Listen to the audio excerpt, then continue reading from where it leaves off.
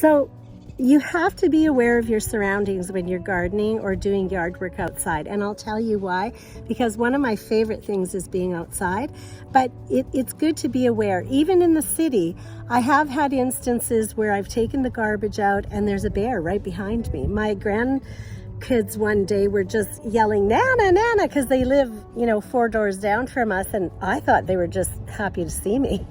It was because a bear was right behind me while I was doing the garbage. So whether you live in a rural property or you live in the city, it's good not to get so overzealous and so focused in your garden that you're not aware of your surroundings. There are many times that I have looked up and said, "Oh, okay, I need to take the dogs in, or we need to, take a break and go inside."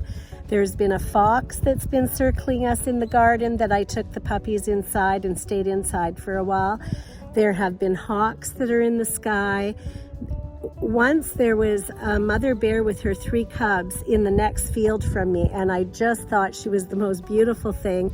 And I did stay in the garden because she was quite a ways away from me, and I wanted to watch her with her little cubs. But believe me, every 4 minutes I was just kind of tipping my eyes up to look at her, because you don't want your bear that's in the field to bite your behind. I don't think that would be fun, right?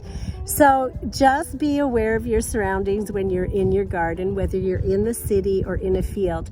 This is not to scare you, because it's not a scary thing. Just be aware of it. And if there is something wild in your perimeter, just go inside for a while and you have a great day. But don't let it stop you from gardening. No, it's fine. You just have to be aware. You have a good day.